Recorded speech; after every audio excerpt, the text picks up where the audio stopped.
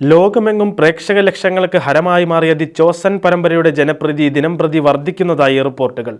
പരമ്പരയുടെ 1/3 പ്രേക്ഷകരും ക്രിസ്ത്യാനികൾ പോലുമല്ല എന്നതാണ് ഇപ്പോൾ പുറത്തുവരുന്ന വാർത്തകൾ. കോടിക്കണക്കിന് പ്രേക്ഷകർ നെഞ്ചിലേറ്റിയ ദി ചോസൻ പരമ്പര യേശുവിൻ്റെ പരസ്യജീവിതം പ്രതിപാദിക്കുന്ന 4ാം സീസണിലൂടെയാണ് ഇപ്പോൾ കടന്നു പോകുന്നത്. പ്രേക്ഷകരിൽ 30% പേർ ക്രിസ്ത്യാനികളല്ല എന്നതാണ് സത്യം. എന്നാൽ അവർ ക്രിസ്തുവിനെക്കുറിച്ച് അറിയാൻ ആഗ്രഹിക്കുന്നു. പരമ്പരയോടുള്ള യുവജനങ്ങളുടെ പ്രതികരണം തങ്ങളെ ഞെട്ടിച്ചതായും ദി ചോസണിൻ്റെ വൈസ് പ്രസിഡന്റ് കാതറിൻ വാർനോക്ക് ഒരു അഭിമുഖത്തിൽ പറഞ്ഞു.